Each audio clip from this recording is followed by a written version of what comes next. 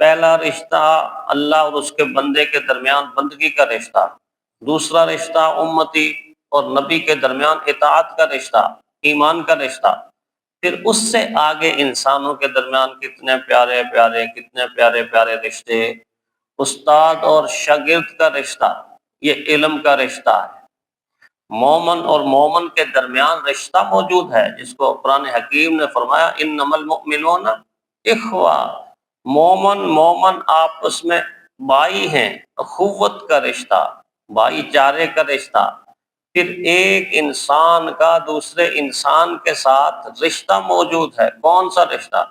انسانیت کا عالمگیر رشتہ، انسانیت کا عالمگیر رشتہ۔ قرآن حکیم بار بار اس رشتے کا ذکر کرتا ہے، یا ایھا الناس یا ایھا الناس یا ایھا الناس یا بنی آدم یا بنی آدم، یہ یاد دلایا جاتا ہے کہ تمہارے درمیان انسانیت کا رشتہ موجود ہے۔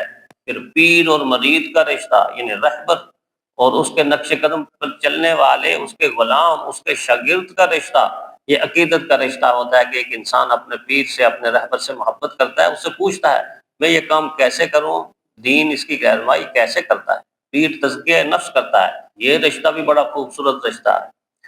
پھر پڑوسی کا پڑوسی سے رشتہ، اتنا پکا اور مضبوط ترین رشتہ کہ جس کے بارے میں حضور نے فرمایا کہ جبرائیل امین نے مجھے پڑوسی کے حقوق کے بارے میں اتنی تاکید کی، بار بار تاکید کی کہ مجھے گمان ہونے لگا کہ آنے والے وقت کے اندر وہی نازل ہوگی اور پڑوسی کو پڑوسی کی جائیداد میں بھی شریک کر دیا جائے۔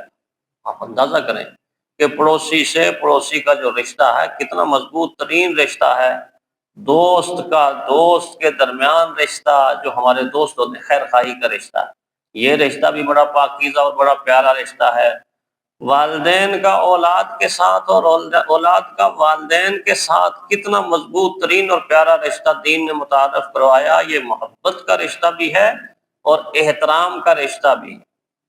بیوی کا خامد کے ساتھ رشتہ اور خامد کا بیوی کے ساتھ رشتہ جو نکاح کی صورت میں وجود میں آتا ہے، یہ چاہت کا رشتہ ہے، یہ الفت کا رشتہ ہے، یہ لڑائی کا رشتہ نہیں ہے، یہ جھگڑوں کا رشتہ نہیں ہے، یہ نفرت کا رشتہ نہیں ہے، یہ ایک دوسرے کو حقارت کی نظر سے دیکھنے والا رشتہ نہیں ہے، یہ محبت چاہت اور الفت کا رشتہ ہے۔ بھائی بہن کا رشتہ کتنا پیارا رشتہ، کتنا میٹھا رشتہ، دونوں کے درمیان دین نے رحمت اور راحت کا رشتہ قائم کیا ہے، بھائی بہن کے درمیان بڑا پیارا رشتہ ہے۔ پھر اس کے علاوہ جو ہم گنتے ہیں، ہم جانتے ہیں، چچا کا رشتہ ہے، چچی کا رشتہ ہے، ماموں کا رشتہ ہے، مامی کا رشتہ ہے، خالہ کا رشتہ ہے، خالو کا رشتہ ہے، اور تایا کا رشتہ ہے، تائی کا رشتہ ہے، پھپھا کا رشتہ ہے، پھپھی کا رشتہ ہے، نانا کا رشتہ، نانی کا رشتہ، دادا کا رشتہ، دادی کا رشتہ، ساس بہو کا رشتہ، سسر داماد کا رشتہ، کیا رشتے ہی رشتے۔ آپ اندازہ کریں، یہ جو میں نے گنوائے ہیں تقریباً 20 کے قریب رشتے میں نے گنوا دیے، یہ سارے کے سارے رشتے وہ ہیں کہ جن رشتوں کو نبھانا دین نے ضروری قرار دیا ہوا ہے۔ ہم سمجھتے ہیں بس ایویں ہی بات ہے، ایویں ہی بات کہنے کی وجہ سے بڑا نقصان ہوتا ہے، بہت نقصان ہوتا ہے۔ شیطان کا سب سے بڑا اسلحہ کیا ہے؟ خاندانوں کے درمیان دشمنی پیدا کرنا۔ خاندانوں کے درمیان دشمنی پیدا کرنا یہ شیطان کا سب سے بڑا ہتھیار ہے، جو اس وقت معاشرے کے اندر ایسا ہے جیسے جنگل میں آگ پھیل جاتی ہے، اس طرح شیطان کا یہ اسلحہ اس طرح کام کر رہا ہے۔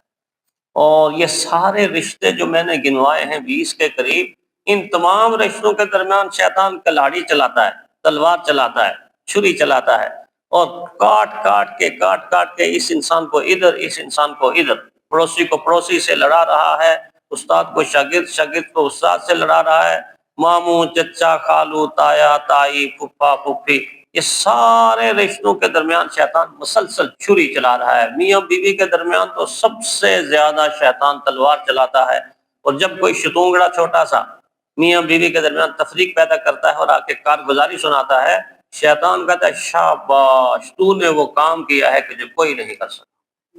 سب سے بڑے گناہوں میں سے جس پر شیطان راضی ہوتا ہے، میاں بیوی کے درمیان تفریق پیدا کرنا، طلاق کروا دینا، خاندانوں کو آپس میں لڑانا اور جھگڑنا، اس پر شیطان شاباش دیتا ہے۔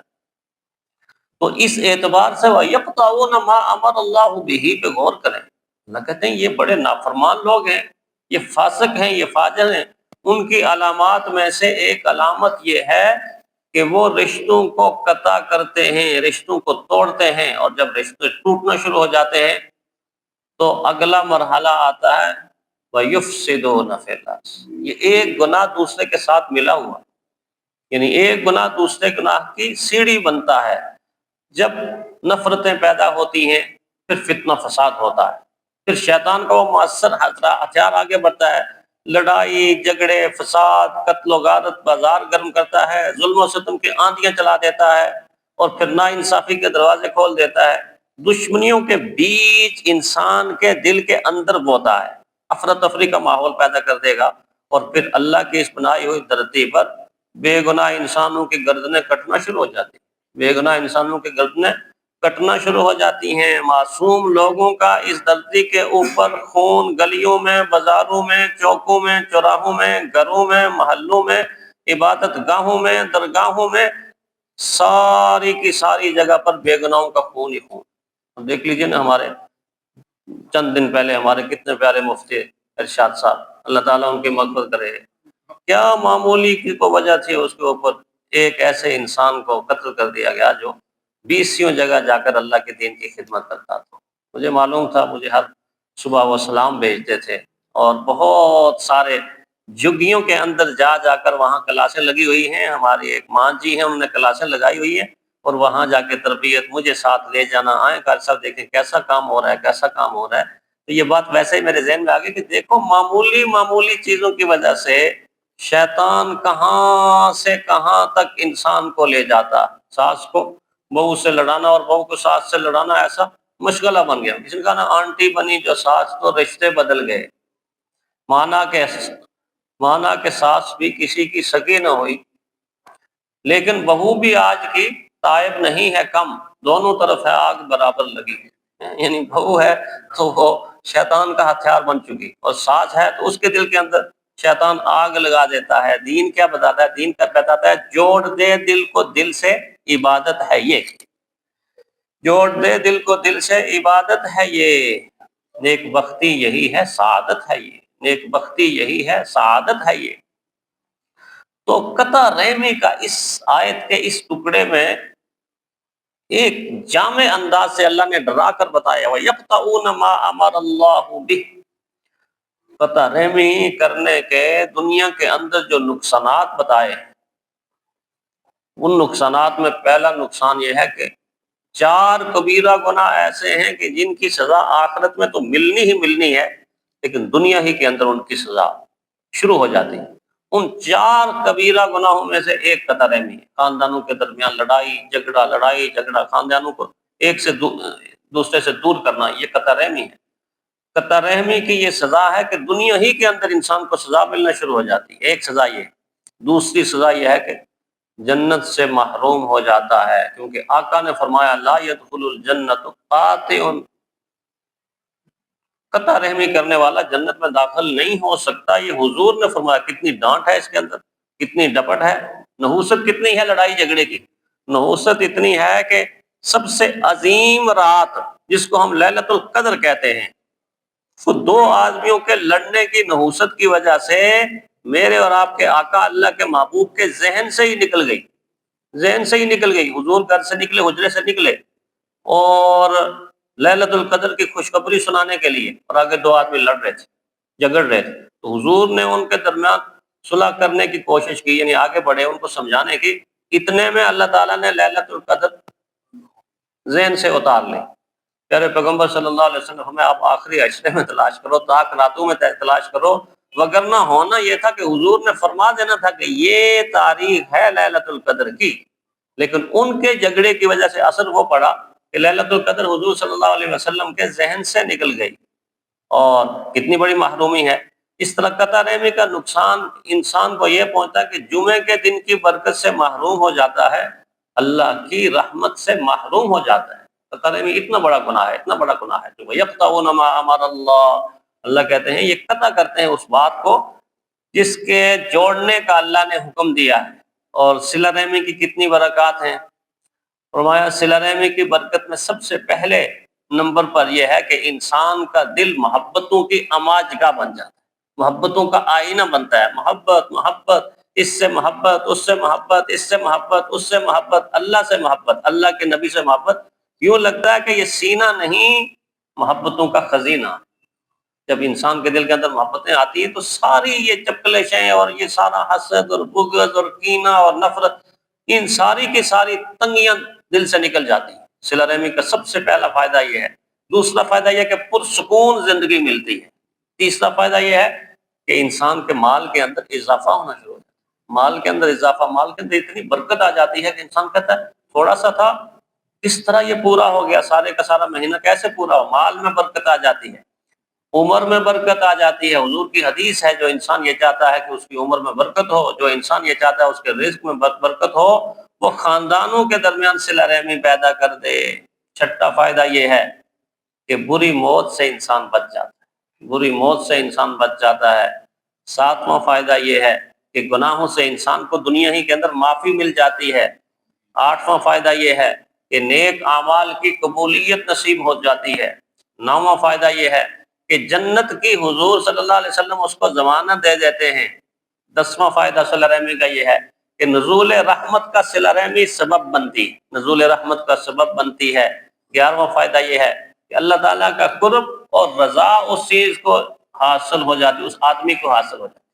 کتنے بڑے فائدے ہیں صلہ رحمی کے، اور کتنا بڑا نقصان بتا رہے ہیں اللہ تعالیٰ بتا رہے ہیں، وَيَقْطَعُونَ مَا أَمَرَ اللَّهُ بِهِ۔ دوسرا بڑا گناہ فرمایا، دوسرا کہ وہ لوگ قطع رحمی کرتے ہیں، قطع رحمی کرتے ہیں۔